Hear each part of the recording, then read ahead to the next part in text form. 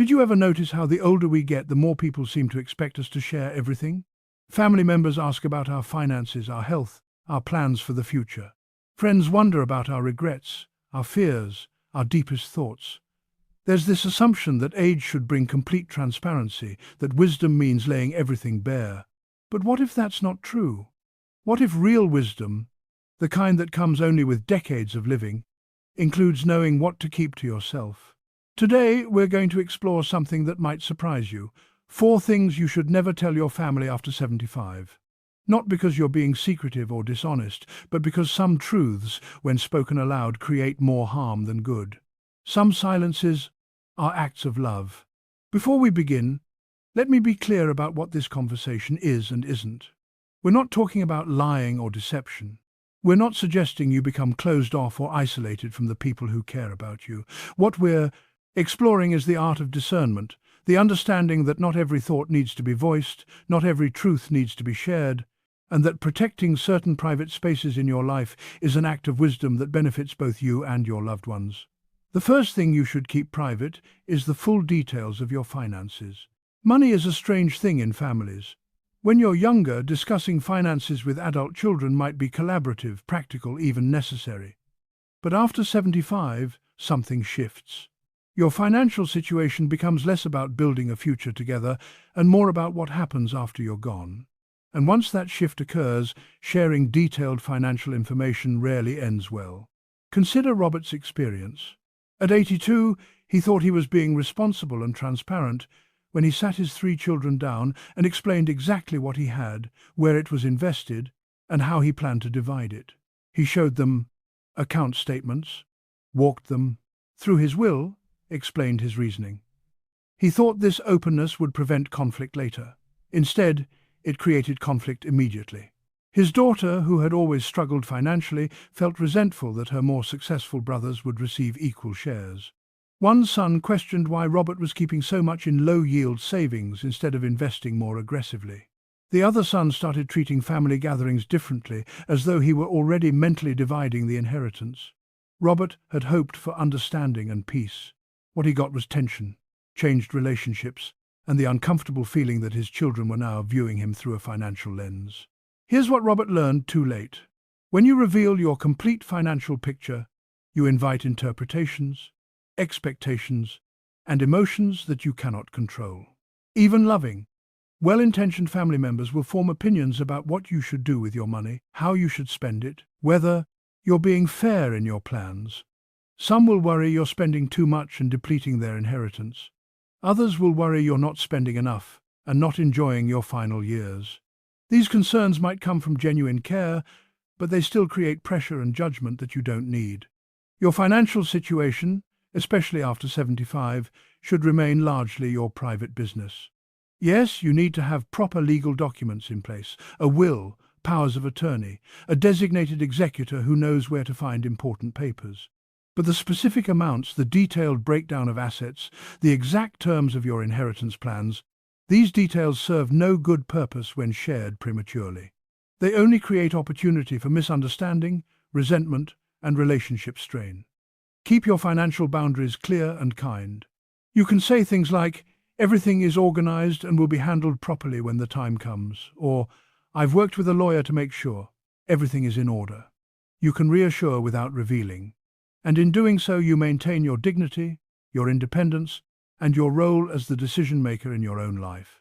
Money has a way of changing how people see you. Protect yourself by keeping those details private.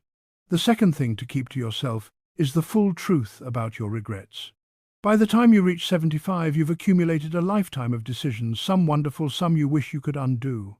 Maybe you wish you'd chosen a different career, been more patient with your children when they were young, traveled more, taken more risks, or been more careful. These regrets can feel heavy, and there's a natural human urge to confess them, to share the burden, to finally be honest about all the ways you feel you fell short. But here's the difficult truth. Sharing all your regrets with your family often doesn't bring the relief you're hoping for. Instead, it can fundamentally change how they see you. The parent they viewed as strong and capable suddenly seems fragile and uncertain.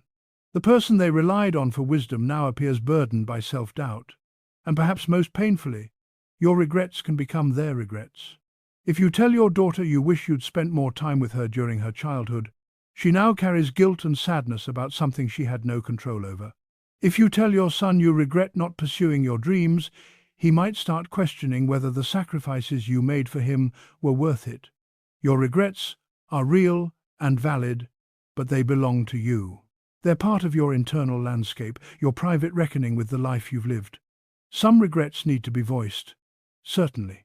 If you harmed someone and can make amends, that's different. If you need to apologize for specific actions, that can bring healing. But the general catalogue of wishes and might-have-beens, the accumulation of small and large disappointments with yourself, those are better processed privately. Find other outlets for these feelings. Write them in a journal that no one else will read. Talk to a counselor or therapist who can help you process them without judgment. Share them with a trusted friend of your own generation who understands the weight of accumulated years. Pray or meditate on them if that's part of your practice. Work toward forgiving yourself quietly, without needing your family to witness or validate that process. Remember, your family needs to remember you as someone who lived fully and faced life with courage, even if imperfectly. They don't need to inherit your regrets alongside your photo albums and furniture. Let some truths remain private so that what you pass on is peace rather than unresolved sorrow. The third thing you should keep private is the true value of what you own. This one might seem similar to the financial discussion, but it's distinct and equally important. It's not just about money in the bank. It's about the house you've lived in for 40 years, the jewelry that belonged to your mother, the antique furniture, the collectibles, the life insurance policy, all the physical manifestations of your life's work and history. Eleanor learned this lesson at 78.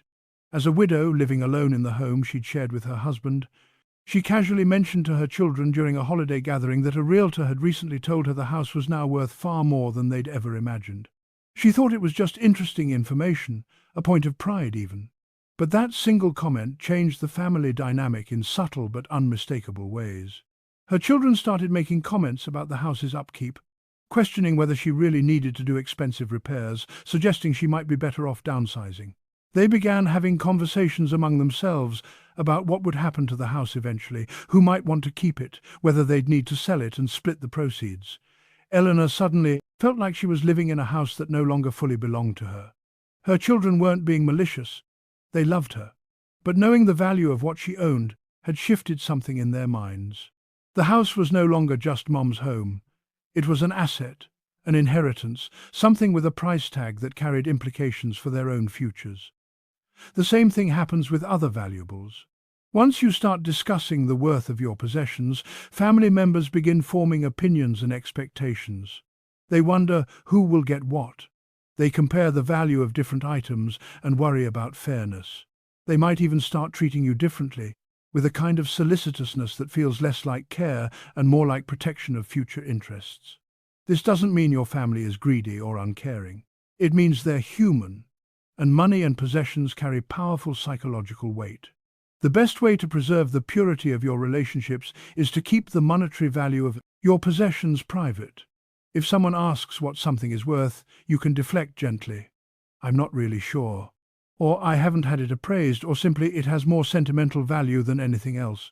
You can make your plans, organize your estate, decide who gets what. But those details are for legal documents and proper channels, not for casual family conversations that can plant seeds of expectation and division. The fourth and final thing to keep private is the depth of your fears. This might be the most difficult one because fear at this stage of life is profound and legitimate. You might fear pain, loss of independence, becoming a burden, dying alone, being forgotten, losing your mental faculties. These fears can feel overwhelming, especially in quiet moments, and the urge to share them with family can be strong. But consider carefully before you do. Your family, especially your children, draw strength from your steadiness.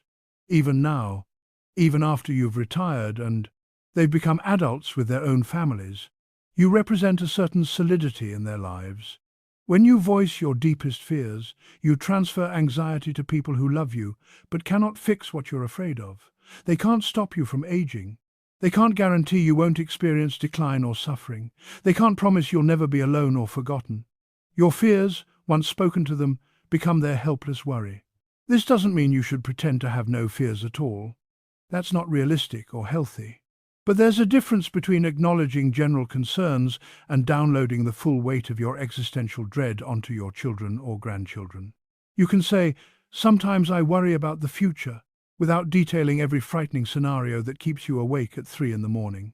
You can admit, "Getting older isn't easy," without cataloguing every fear about dependence and death.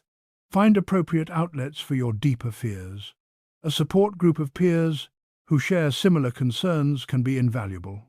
A counselor or therapist who specializes in aging issues can help you process these feelings.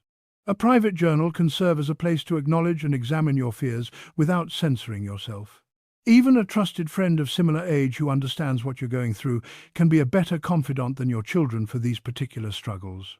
What you're modeling when you handle your fears with some degree of privacy isn't denial or stoicism. It's courage. Real courage isn't the absence of fear. It's acknowledging fear privately, making peace with it as much as possible, and choosing not to make it someone else's burden to carry. The strength you show, even as you're genuinely afraid, becomes part of your legacy. So, there they are. The 4 things to keep private after 75. The details of your finances. The full truth about your regrets.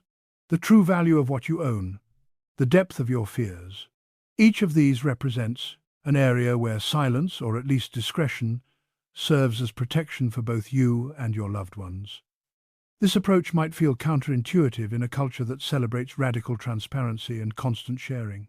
We're told that healthy relationships require complete openness, that keeping things private is the same as being closed off or dishonest. But that's not true. Privacy and intimacy are not opposites. Some of the deepest, most loving relationships include spaces of appropriate privacy where each person maintains their dignity and autonomy.